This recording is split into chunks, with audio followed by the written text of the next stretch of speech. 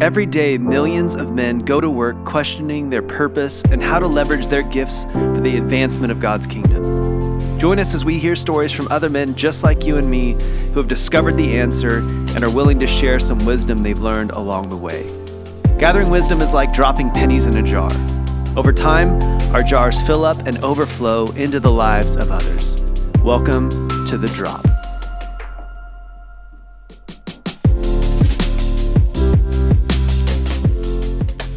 Welcome to The Drop. My name is Michael Pick. I'm here with Cody Burbank, my friend, and we're going to be talking about Cody for a little bit. So Cody, first tell us about your family. So my immediate family, I'm married. I have a wife. We have 3 kids. My wife's name is Adriana. We've been married going on 10 years. Congratulations. Thank you very much. Thank you. She did most of the work. And we got 3 kids, 2 boys, 16 and 8, and then little baby boss, Adley Rain. She is 4. Okay. And where do you guys live? Do you want my address? I'll throw it out there. No, we live, yeah, Grover Beach. Yeah. Already off to cracking it. Yeah, it happens. Yeah. No So are you from this area, Central Coast?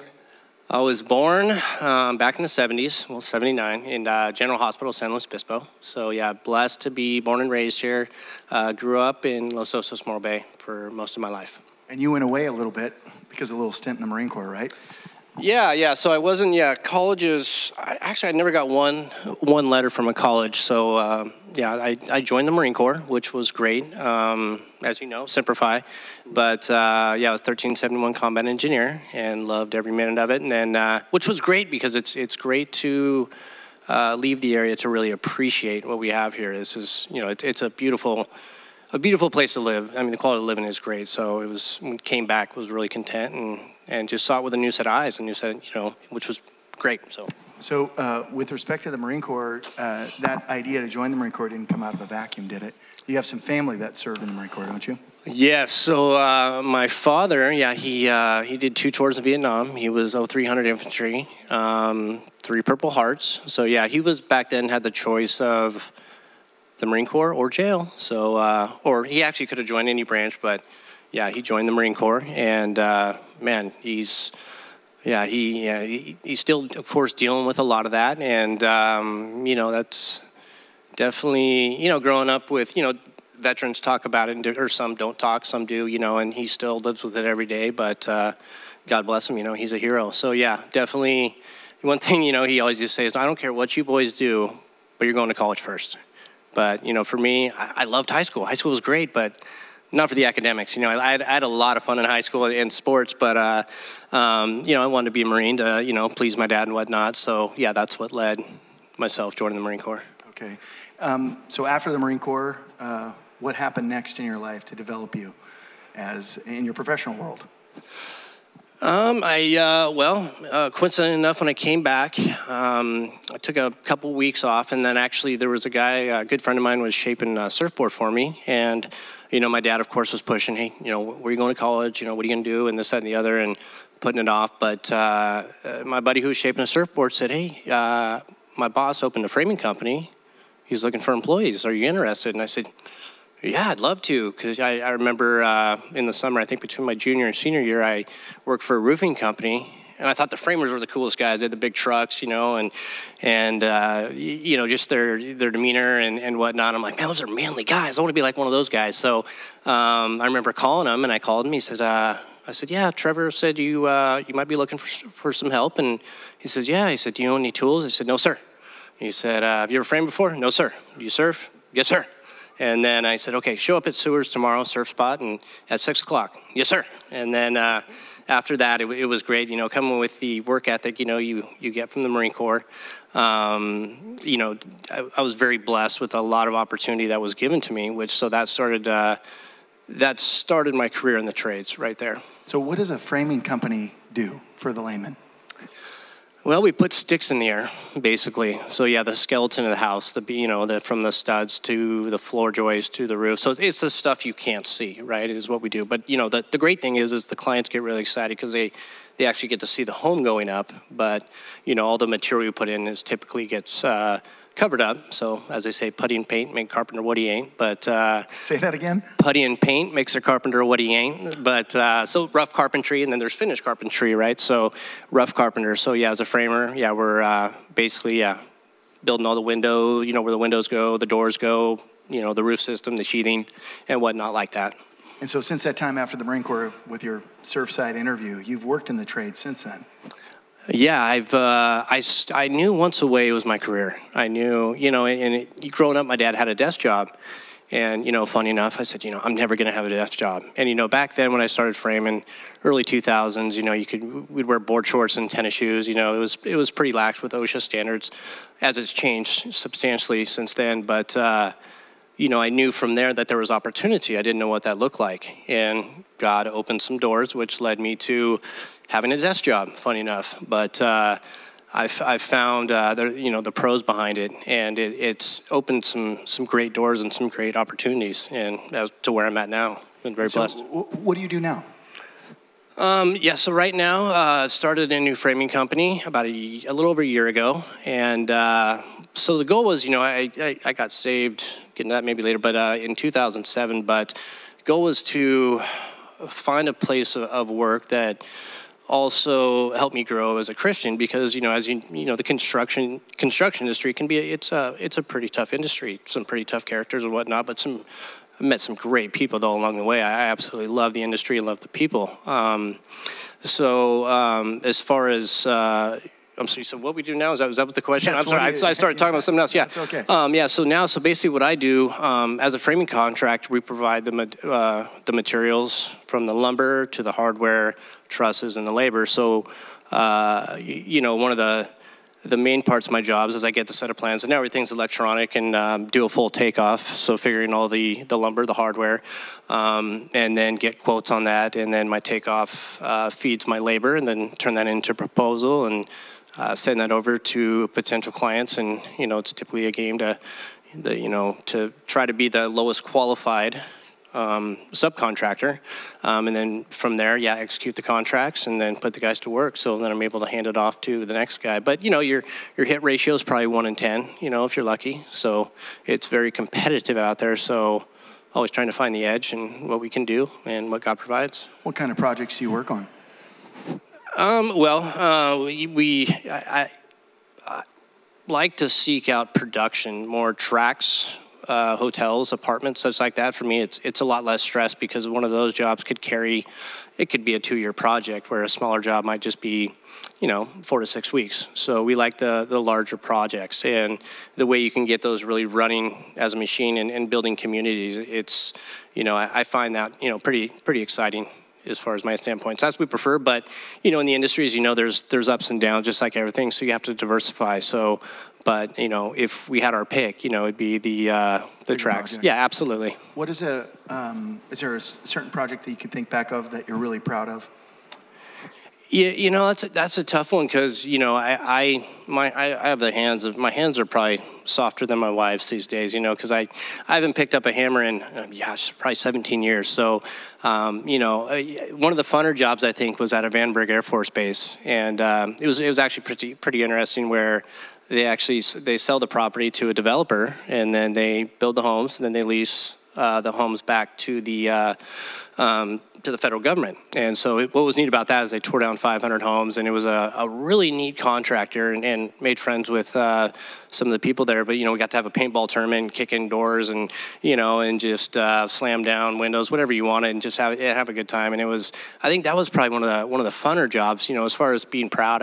Just each day there's something to be excited about and fortunate for. So it's hard to, and like I said, I'm not the one actually, the craftsman out there actually building it. It's the guys in the field that are they're doing the work, that they get all the credit. That's for sure. Your humility is coming through here. So, you've been working in this industry a long time. You have to have some level of expertise by now. What do you think, what innate abilities do you think you were born with, or God gifted you with, that make you good at your job? Oh, being short and a huge burden on my family and insecure. No, but in all honesty, it's funny you mentioned that, because, as you know, I'm part of a men's group, but thinking back about drive, so what drove me in my career, and, when I reflect back now, looking back, initially it was due to, not going to college. My dad was, not happy about that for many years. And so I was seeking the affirmation from him, saying like, oh, you're doing good. You're doing good. You're moving up, you're becoming from a laborer to a carpenter to a foreman, and then even more doors opened, but never got that affirmation, but that was okay. But, I think that was one of the main drives in a way, and not to say it was healthy, but, it did good. And then I was able to turn that around to see actually the beautiful thing about doing, building these companies is the employees, is giving them the opportunity to provide for their families and trying to provide a workplace that they enjoy, and that's a healthy work environment. And, and I kind of bring a lot of, like in the Marine Corps, where if you're not infantry, your job is to support infantry, right? So I'm not infantry, so essentially I work for the guys in the field. So what drives me is doing the best I can to set the job up so they can be successful. That's a very good answer. So it sounds like 2000-ish, you start working in the trades. 2007, it sounds like God introduced himself into your life. Yeah, he definitely did. It was, I didn't grow up. I grew up in, both my parents, it was their second marriage. My mom had 2 daughters from a previous marriage, and my dad had a son. My sisters are 10 and 12 years my senior, and my brother's 8 years my senior. And they actually met in high school, as my dad grew up in Beverly Hills, my mom in outside of Bend, Oregon. And my dad was a handful, so he was sent out to different boarding schools and whatnot, so he ended up in Oregon for a short stint. And then here comes this surfer boy from California wearing a St. Christopher, And my mom was, she seeked him out. He was something different. And actually, during that time period, his mom had passed away, so went through that together, and they had a pretty close connection. But then he got expelled, and but he did give my mom that St. Christopher, which led to them reconnecting. After my mom's divorce, she, when she was about 28, 29, drove out to California to return that St. Christopher, and my dad had been divorced, and they got married, went to Mexico, took some peyote, and now I'm here. And explains everything. Yeah, I know, right? And so. But I don't recall, I have no recollection of my parents being married. They divorced when I was 2. My dad was an alcoholic.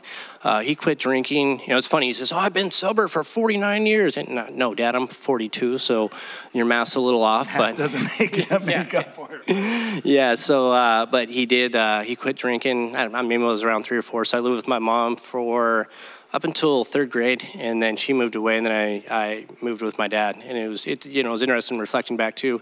I'd see my dad maybe about once a month or so back then as a child, and then he got remarried, which was a big blessing to a gal who had 2 sons that were 5 and 6 years my senior, and they were great. They were like the prom kings and all that stuff, and great grades, and never done a drug in their life. Or my oldest brother, he's more like my father, right? He's hard to handle. He actually got. He lived with Coach Pry, the wrestling coach for Atascadero, his junior, senior year, because of the family dynamic of what we had in the household. So, it's weird looking back as a parent now, reflecting. I was like, how could you do that? But anyways, he was a very talented wrestler, but he had a lot of wounds, so which he's still dealing with. And so, growing up as a kid, very chaotic. A safe explanation, a lot of moving around. It sounds like some divorces, some family members coming in and out. At any point in your childhood, do you recall having anyone of faith have any influence on your journey? Going back to the first, as far as chaotic, the one thing that God blessed me with was good choice in friends. He put good people around me, which was a real blessing. Like, I actually remember, and my brothers too were a saving grace. I remember I got Zimas, back in the day, Zimas, the wine cooler? Yeah, the clear beer or whatever, I was in... You're dating yourself. Exactly, yeah, I was in 7th grade, and I got... I drank too many Zimas, which was probably about 1.5 for a guy who weighed like 60 pounds, and I remember my brothers found out about it, and they took care of that, made sure I didn't do it again. But I reflect back and realize God always had his hand on me. I didn't grow up in a Christian household, but I was, my best friend, who I'm still friends with now, his dad was the pastor at the Nazarene in Los Osos. So, I stayed over at friends' houses quite a bit. So Saturday night, if you stayed there Saturday, you went to church on Sunday. And, he's a great man too. Looking back, I kind of never saw him as like a pastor, like I guess what really is a pastor, but I mean, he was just such a gentleman, such a great guy. So what I got to see was a healthy environment of a family dynamic, and for me, I really absorbed that, and really, I'm like, that's awesome. I really keyed into that as far as something that I really truly valued, and I was blessed to be accepted and be over there quite often, because they lived on the partridge there on the campus, which was, it was a fun place. I'd skateboard half pipes and go dirt bike riding in RC cars, and so just having a good time. So, but as far as, Christian, that's really the only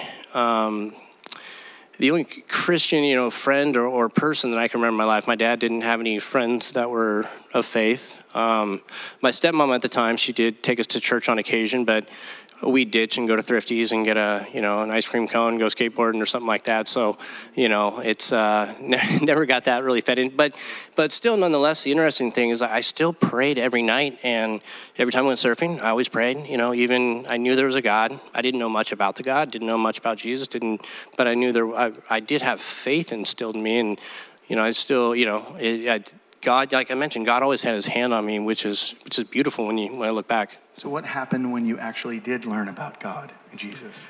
Oh, crumb. Yeah, that was so my oldest son, not getting into too much detail, but, I found out I was pregnant with this one gal, and so found when I was 26, and after he was probably around 4 or 5 months, I was raising him by myself, and till he was about 5, and so, that was a time where, one of the things God kind of blessed me with is a positive attitude and outlook, and to find the good in things, in situations. And so I was a pretty happy guy, pretty much growing up as a child and whatnot. But the interesting thing is my buddy Tim, who I was mentioning, who was, he was a Christian and still going to church. And we lived together before that for about 5 years. But he was always talking to me, go to church. I was one of those guys.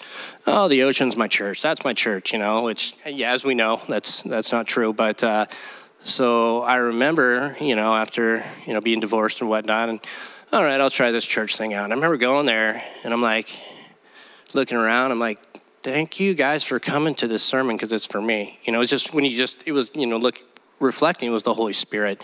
And, I just remember being in tears and just feeling that love, and that, because it's interesting when I reflect back, when I was looking for the Father affirmation, the whole time he was right there.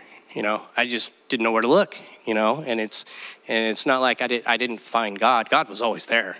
I just got to know God. So, and then I remember out surfing, and I said, oh yeah, I think I'm ready to get baptized. He's like, but I said, I want to do it intimately with just a couple people. He's like, no, you're missing the point, bro. You got to do it with the congregation and proclaim the love for Christ and get the support. I'm like, I ain't ready for that. So, after, going to church every Sunday for a few months and met with a pastor and gave my life to the Lord. But then still there was that quandary, like, okay, I don't have any, Christian men or people, because I remember going to a Bible study, because I was carrying my Bible around, right? You're on fire, right? So I was carrying it around everywhere and just wanting somebody to ask me, and I don't know, what I was going to reply, but just wanted to share just my stoke, right? And so I remember going to a Bible study, and when I remember one gal, she said something like, yeah, I felt so bad. I closed the door on accident when I should have held it open at the post office, and anyone else want to share something? I'm like, nope, I'm good. I'm out on this one, man. Yeah, yeah. That's all you got? Yeah, exactly. So it's moving from there, it was actually a really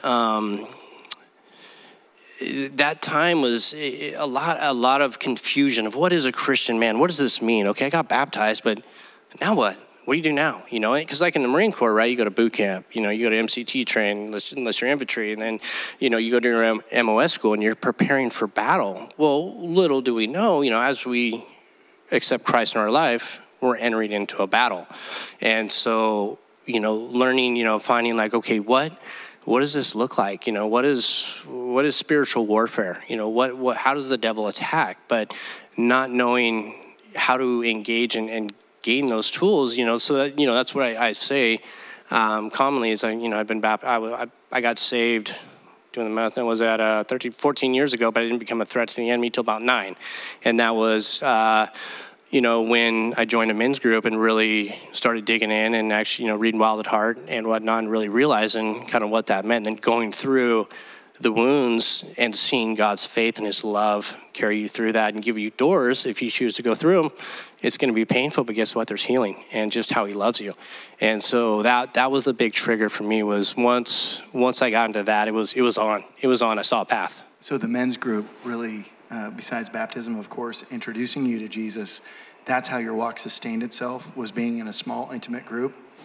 Yeah, absolutely. Because, the studies are great, so for me, not loving schoolwork or whatnot, but when you do a study and have a manual with it, like Wild at Heart, for an example, the field journal is, if you really do it, it sucks. It's hard, but it's beautiful at the same time, because God exposes things that, I remember writing a letter. One of the things was, write a letter if your dad had passed away, what it would say. Write that letter. So I remember going down, locking myself in what we call the man room in our house, and 4 hours later, I had my wife read this, and looking at it, I'm like, I didn't write this. I don't write like this. It was much deeper and well written than I could ever put together. But what I realized, it was not what I wanted my dad to tell me, it was what God was telling me. And that was, the beauty behind that was so awesome. But then learning, kind of the analogy I give, also as, as a Marine, I would never go across enemy lines without my brother beside me. That's certain death. But you put your brother beside you, you're trained to fight. Let's attack the attack. Whereas a believer, it's really no difference. If you want to be a threat to the enemy and make a difference, you got to have those brothers. You got to have that intimacy and the guys you can trust and guys who can, call you out and, that you can, just like our relationship, right? And that's a beautiful thing. And I think, and as we say, right, iron sharpens iron. So that to me is extremely important in my life to be part of, a men's group. And just, it's so awesome to see as we reflect back on what God has done with each and every one of us. It's just awesome, to reflect and be like, because sometimes we forget those things, right? Like, the things that that he's done, we tend to, I forgot about that. But when you journal and you write it down, you're like, dude, check this out, man. On June 16th, God did this. We were praying about this. And it's like, oh man, it's beautiful. It's beautiful. So your father's come up a lot in our conversation. And so you're a father now to 3. Uh-huh. How have you intentionally built your family around faith and your knowledge of Jesus? Excuse me. So that's something I've milled over, and so I guess the best way to explain to me is engaging with the children. No matter what we do, those kids they're all different, right? And so maybe it was the generation of where it grew, of my time. My dad was a parent or whatnot, but, very little engagement whatsoever. So what's important to me, I found, is engaging with my children and being, if I screw up, I apologize, and try to lead by example. And I think the other big thing is not being a poser. It's funny because, growing up in Los Osos, and surfing, you'd see guys from Bakersfield wearing a Quicksilver shirt and be like, poser. And then now after becoming a believer, then seeing what a Christian man is like, God, I'm sorry, I'm a poser. And I what, because, if the guys rode dirt bikes with, I was this way. The guys, at church, I was this way, at work, this way. And I'm like, who am I? It gets exhausting, right? So I think to me also, it's just being that my kids see the same person no matter who I'm around to as well. And what do you think they see? What is it that you want them to see? It'd be interesting to hear what they have to say. That's a bad question.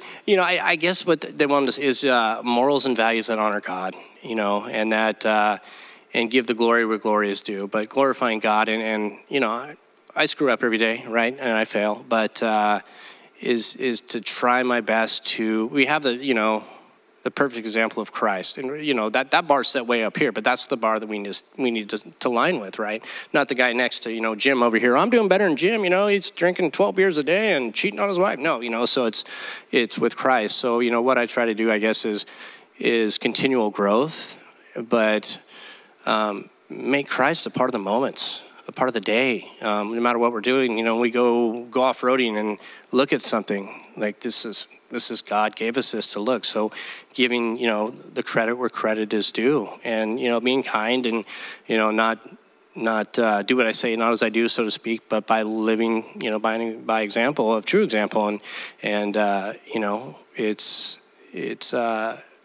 to me, that's the most powerful way, is that engagement, that time, and really getting to know my kids that God entrusted me with, know their hearts, their souls, and then how to strengthen them and truly love them and help them feel loved. You're an intentional guy. Tell me about some of the disciplines you have on your personal life that you do to not be a poser, and then some of the things you do in your family to stay connected with Jesus. Yeah, so my personal life, obviously the men's group's huge. I love the men's group. Church is, we go to Grace Bible, and so for me, a lot of times my wife and I will take 2 cars to church because I can talk a little bit at times, but to me, because in a sermon, 25, 30 minutes, it's great. You get stuff, you get some meat out of that, which is great. But what goes on afterwards and outside those walls is what's truly important. So it's just making the church a smaller place. Like, I remember the first time I walked into New Life, coming from the Nazarene Los Osos, I'm like, this place is huge, It was like the Crystal Cathedral. I was just overwhelmed with the size. But as you know, the more involved you get, the smaller it becomes, and to be active. So that's a key component, and as far as, with the family, I could always do better, much better. Of course, prayer, talking about Christ. As far as the discipline, disciplining in a way that is correct to Christ. But again, it's learning, it's always learning with kids at different stages and entering new stages, with a 16-year-old now and how to father that too. That's created, it's very... If you figure it out, let me know. Oh, man, you'll get it before me, I'm certain. So, there's some things, that I need to set in play. That's one thing I think that I definitely need to step it up for sure, is bringing that in more into the home, and the focus point is Christ first. But blessed so far. My oldest, he goes to about 2 or 3 youth groups a week in church, and he aspires to be a pastor. And my 8-year-old just got baptized, and my daughter's perfect. So no matter what she does, she's going to heaven. God, yeah, she's amazing. So she's an angel. Yeah, exactly. I'm sure she knows it too. Yes, I'm creating a monster, but yeah, beautiful monster. Cody, I've known you for a couple of years, and we've had a lot of connection points, and I'm blessed to call you as a brother and a friend. But one thing I have always admired about you is your willingness to connect with everyone. And I think that comes from within. Can you talk about your approach to that? How you just connect with people? You're very gregarious, and I think everybody that meets you knows who you are. And I love that transparency. Where does that come from inside of you? There's, you can kind of reflect back on your childhood and the sense of belonging when you maybe don't feel you do belong. So you have that sense to engage and belong. So I don't know if that makes sense, but moving forward, like Pastor Ron used to say, it's about the second question, right? And, because hey, how you doing, man? How's it going? Good, great, okay.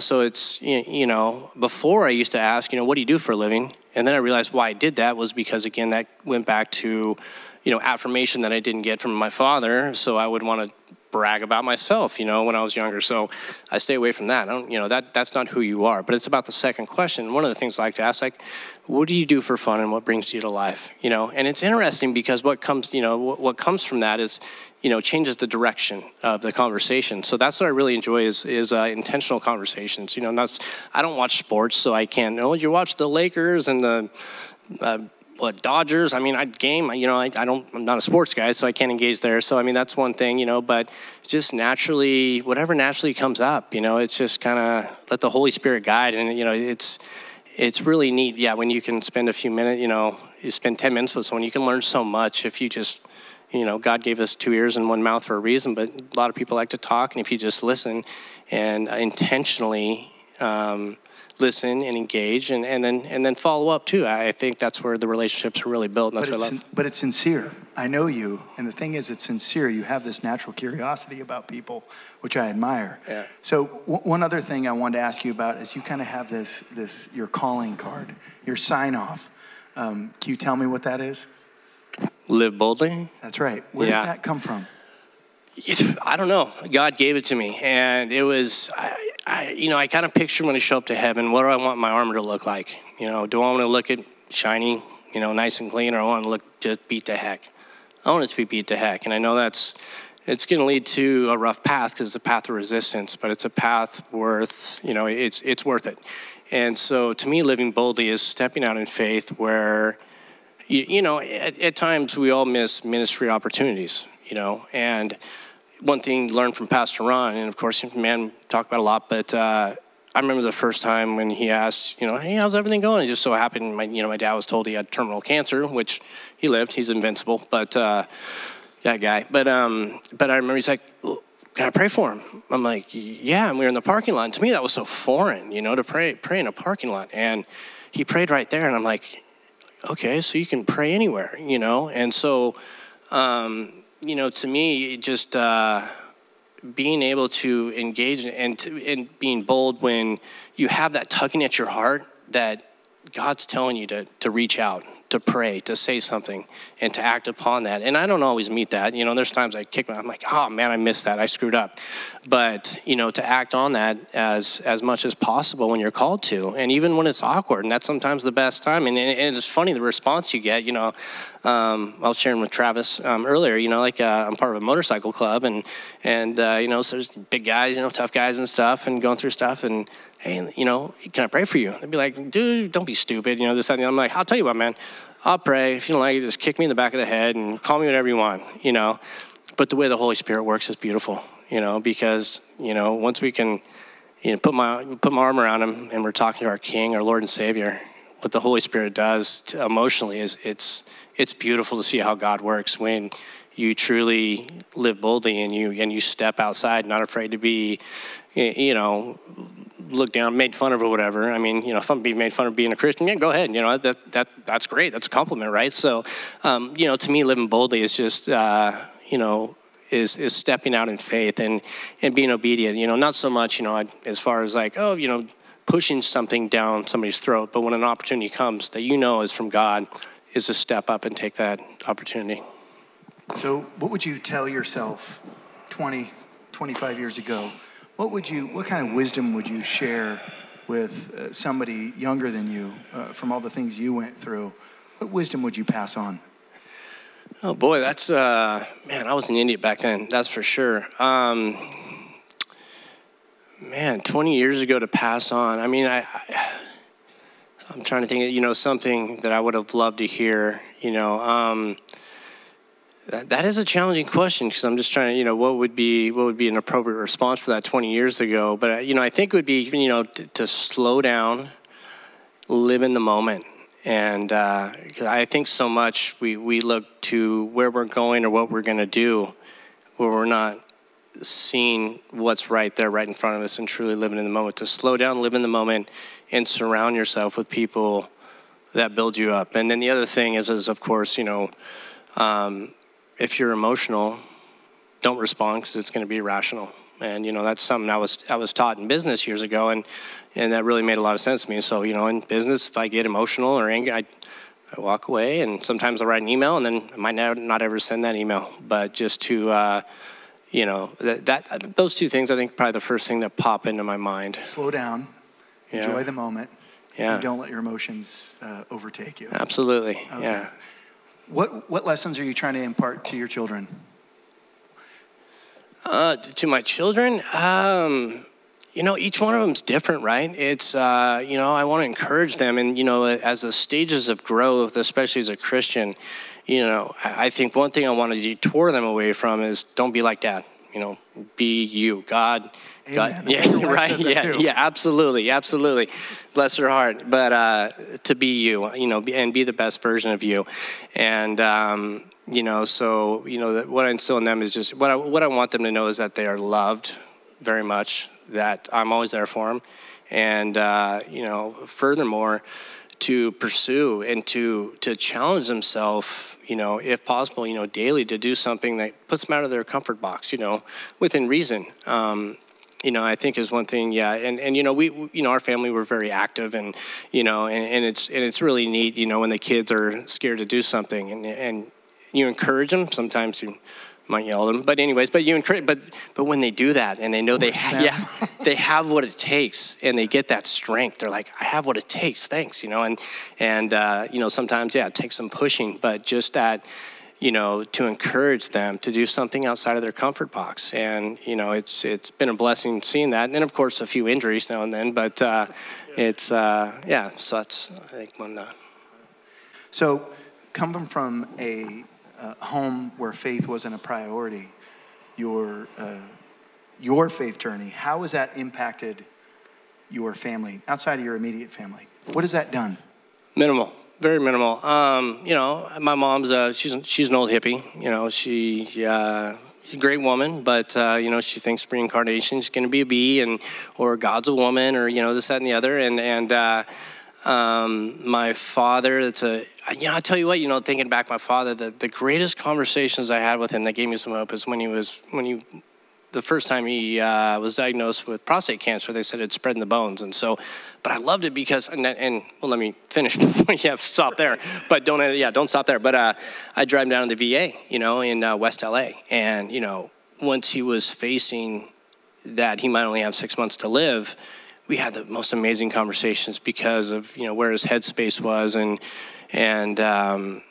staying in a place where he can think clearly, lack of better terms, without going into too much depth. But there was hope that he was willing to, you know, talk to a pastor, you know, because, you know, for a long time, you know, when you brought up Christ, he's like, how could you love a God that kills his son, you know, and it, you know, just taking things out of content, you know, and so, you know, after he beat cancer, you know, I don't think anything live in his body, by the way. Yeah, he's had like 3 or 4 different types of cancer and Agent Orange, but yeah, that guy, he's a wild man. But you know, like I said, that gave me hope because I said, okay, well, if he's willing to accept Christ, it's great. That's, you know, he's going to have eternal life. And so that was a great time. And then, because that's when he was open to it, to talking to somebody, because he had questions that I didn't know the answer to, you know, and my dad he's an extremely intelligent guy, just like my brother. What happened to you?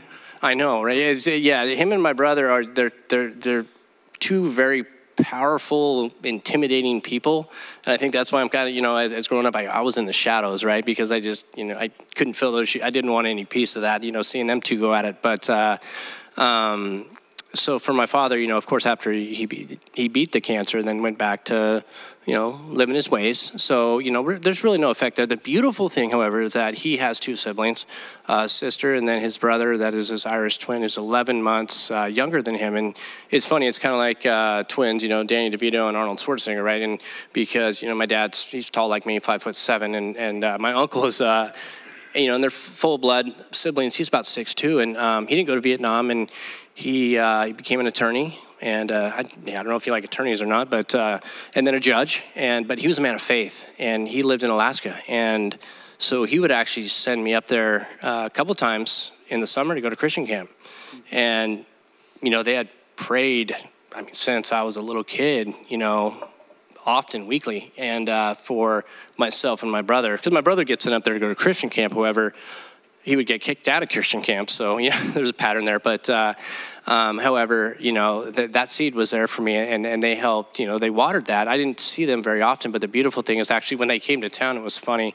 You know, he's just he's a great man. My wife, not my wife, his wife, and my Aunt Glenda, she's a beautiful woman too. Just great people, loving people, and they have 3 children, now adults. But when my wife met him, she's like, I had no clue you had normal people in your family. I mean, if you remember, you know, and it was, this is them, you know. I mean, they're just generally they're great These people. Are the black sheep or the white sheep. Exactly. But what was awesome is it's really brought us a lot closer because they saw Christ work in my life, you know, and me accepting Christ was a direct answer to their prayers, that God was working on me, and then I was finally a willing participant. But then what's been really neat is, you know, he's an elder at the church now, and the conversation's just going a different direction, and the depth of it is just a beautiful thing because, you know, we have that now to talk about. And then being able, my cousin, you know, you kind of grow apart. We grew apart a little bit, given the distance and whatnot. But recently, their son had lost a child, and so the beautiful thing about that was, we went through a very similar experience. So it enabled me to reach out and share my story. So that brought us all closer together. So, and all in faith too. And like after when that happened with us, it was why, and I wasn't very mature in my faith, and because when me and my wife met, 11 years ago, we were both walking the same walk. About probably actually 70% worldly, 30% godly, and then we got yoked together and, encouraged together, which was great, which was a beautiful thing. And but getting back to that, just stop saying why, what God, what do you want me to do with this? And you're talking about the loss of a child. Yeah.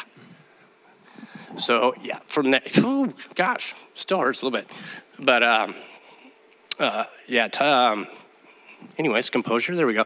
But being able to help other people was a beautiful thing, where God had a plan. Yeah, it's not the funnest plan out there, but it's a need, and it's loving on God's children, and especially as men, it's I think we deal with it a little different, because you maybe don't feel the I don't know if it's entitled or it's okay that you can mourn the loss too, because you didn't carry that child, but we do, right? So being able to talk to other, it's more listening, but like I said, being able to help other people, that some others wouldn't be able to reach, just as we all have, from our experiences in life, that we can reach other people that others can. So that was a beautiful thing. But as far as affecting my, the effect on my family, really outside, it was, it's, I invite my mom to church. She lives in Pismo. I think she came one time, maybe Mother's Day or something like that. I think I might have told her we were going to breakfast.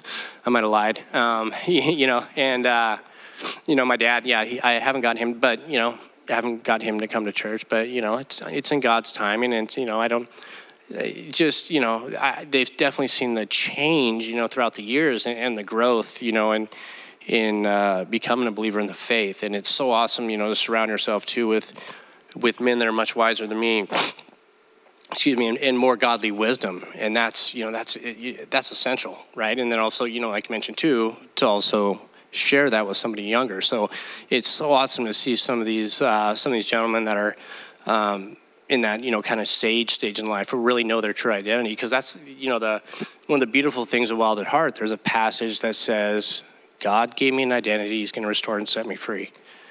That right there is one thing I hold on to, because it's so refreshing to know that, as especially, growing up in a mixed household, and this, you create your identity. I'm a surfer, I'm this, I'm that, I want to be, and it's like, no, I'm a son of God, and he created an identity just for me. So that's kind of been, my life mission, is to find that identity. And you got to peel away. It's like peeling away an onion, right?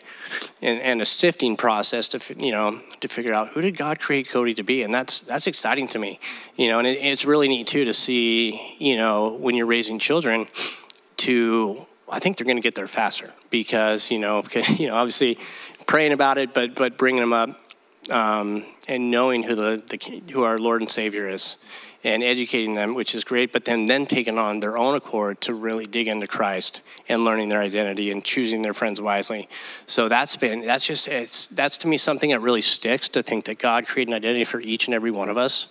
And I think and we know those men out there that know their true identity.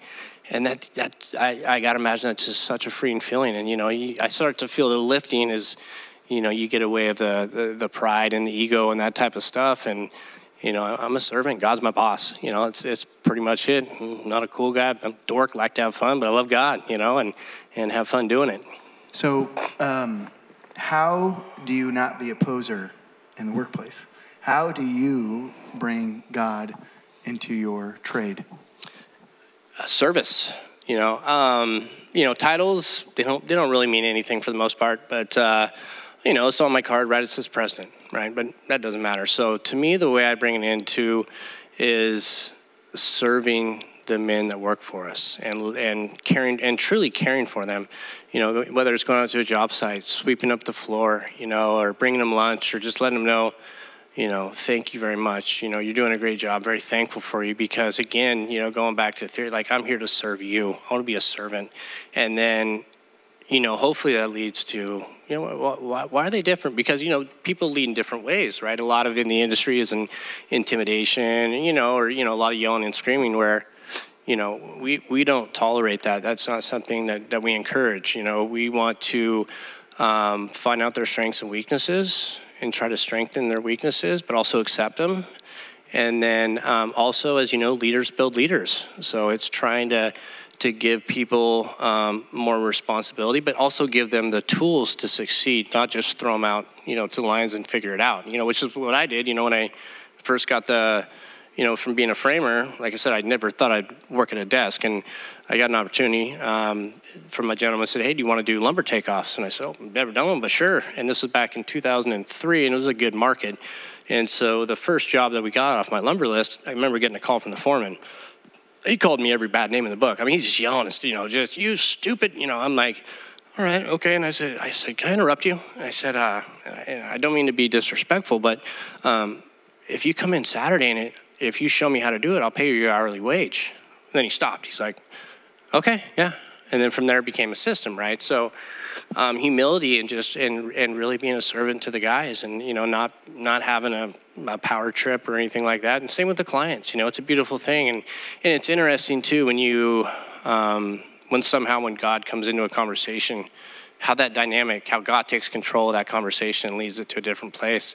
And I think a lot of people, they just want to know they're cared for and that that they're appreciated in the work environment. So, to me, that's extremely important to really make them feel appreciated, and that I'm very thankful to work beside them. So that's pretty key to me, is just, being a servant to them. So Cody, thank you for being on The Drop. It's been great learning more about you and sharing wisdom. So, The Drop is kind of our metaphor for dropping wisdom in a jar in our life. And I believe you are sharing wisdom to the people that you encounter. So can you please drop a penny in this jar as a symbol of your time here on The Drop? Absolutely. I try to shoot it, but I'll miss, so. Okay. Thank you. Thank you, brother. It's an honor. It's Semper Fi. All right, thank you very much. Love you too, brother.